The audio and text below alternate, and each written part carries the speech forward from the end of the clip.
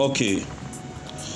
Donc, voilà, on arrive donc à la version test. Donc, voilà notre classeur. Avant de pouvoir protéger vos fichiers, il faut d'abord se mettre en mode développeur. Comment j'active mon mode développeur?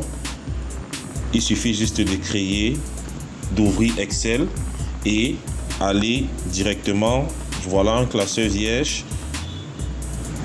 Je vais dans développeur et je reste là. Ça, c'est la première étape. La deuxième étape consiste à travailler sur le classeur qui nécessite une protection.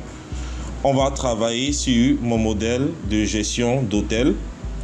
Ici, il est question ici de désactiver tout ce qui est protection, donc la protection du projet VBA, la protection de la structure du classeur ainsi que la protection des feuilles. Ça, c'est les 3 points à enlever. Et on va voir un quatrième en mode développeur. Donc, premièrement, voici le projet que je souhaite protéger. Je vais double-cliquer, je vais le lancer. Il s'ouvre. Et vous voyez, il y a certains projets comme celui-ci qui se lancent directement à l'ouverture du classeur. Donc, ce qu'il faut faire, dans mon cas par exemple, si je veux mettre une sécurité Asala sur ce projet, je vais venir ici, je vais arrêter. Je vais m'arranger d'abord à voir si mon projet est verrouillé.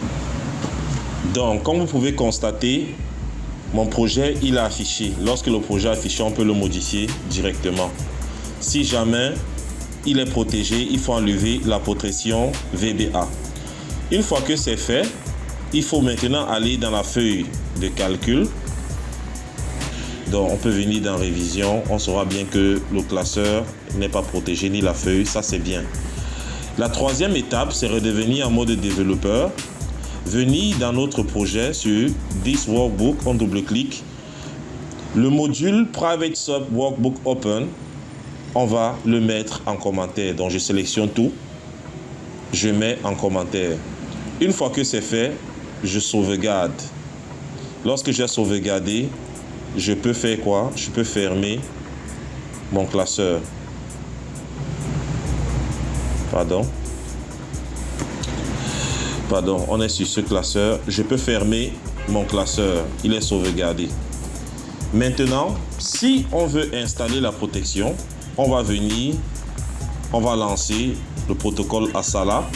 On va double-cliquer, on le lance et on attend. Une fois qu'il est lancé, on a notre petite fenêtre qui a 3 boutons. On a un bouton pour protéger. Nous avons un deuxième bouton pour générer la clé et un troisième bouton pour fermer. Donc, je vais cliquer sur protection. On va me demander le logiciel ou le classeur à protéger. Je viens d'un fichier test. C'est ce fichier qu'on vient de travailler. Je clique sur OK. La protection va s'installer automatiquement. Voilà. Plus besoin de réécrire les codes. Les codes se réécrivent automatiquement. Protection effectuée avec succès. Je clique sur OK. Donc, la protection étant faite, on va fermer ici comme ça. On ferme. Qu'est-ce qu'on fait maintenant? La protection étant effective, si on regarde ici, là où nous avons notre protocole Asala, on a 2 fichiers qui ont apparu. 2 répertoires qui ont apparu.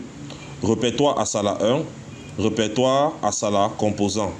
Asala composant va récupérer tous les modules et user form ici, tandis que Asala 1, c'est la liste de tous les classeurs qui ont subi déjà une modification par Asala 1. Donc, la dernière étape de protection, c'est double-cliquer sur le projet qui a reçu la protection. Il va s'ouvrir. Vous voyez, on dit déjà le projet non actif. Il faut envoyer le code de requête au fournisseur. Voilà. Mais regardez, je reste toujours en mode administrateur, en mode développeur. Je stoppe. On a le This Workbook qui est là. Voici le code qui est écrit automatiquement dans l'événement Workbook Open. Rappelez-vous, on avait mis ceci en commentaire. Donc, le contenu de votre code qui sera ici, vous allez juste le copier, CTRL-C, pour le mettre dans la procédure Workbook Open ici. Et on va enlever le commentaire. Si jamais vous n'avez pas de Workbook Open, vous allez juste laisser comme ça et ça va marcher. Voilà, votre classeur est sécurisé, j'enregistre. Je peux fermer. Regardez ce qui se passe maintenant si je l'ouvre. OK. Je vais l'ouvrir. Voilà le client qui ouvre maintenant le classeur. Il a reçu le classeur. OK.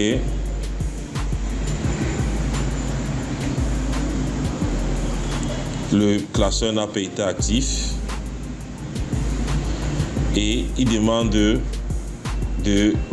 voilà, vous n'avez pas les droits d'accès à ce produit, bien vouloir envoyer le code de requête ci-dessous au fournisseur. Donc, on va copier le code de requête, CTRL-C.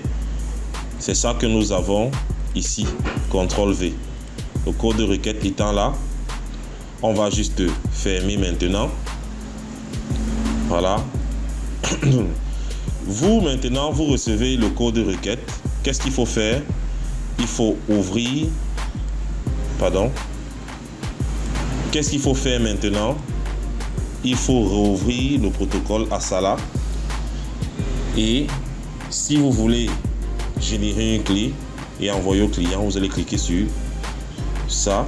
Et on va coller juste. On va générer une clé d'activation. Et c'est cette clé que vous donnez au client. CTRL-C. C'est ça ici. CTRL-V. Une fois que le client a la clé, il pourra maintenant se connecter facilement. Supposons maintenant que nous revenons sur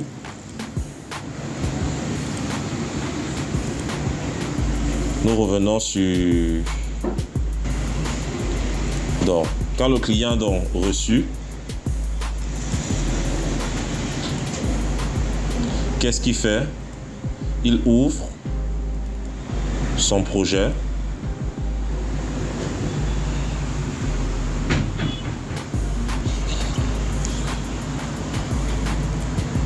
J'ai un code d'activation. Jusque-là, il ne peut rien faire. On va venir, on va copier, CTRL-C, et il va coller. On va mettre bienvenue, c'est actif. Donc, on peut fermer. Et maintenant, la fenêtre de connexion apparaît. Et, le logiciel peut maintenant être exploité tranquillement. Donc, voilà donc une petite démonstration du protocole Asala. On va essayer de faire les tests ensemble. Et comme j'ai dit, on va développer également, en cas de souci, une version pour les 32 bits. Et on va voir comment ça marche. Il suffira juste de changer le code d'adresse MAC. Donc, c'est pas compliqué. Ça ne prendra pas 20 minutes. Donc, c'est Nebula 7. Le projet, il est prêt. Maintenant, c'est à vous de voir comment l'exploiter. Et j'espère qu'il va vraiment apporter beaucoup de solutions dans votre entreprise. Everything's possible right now here.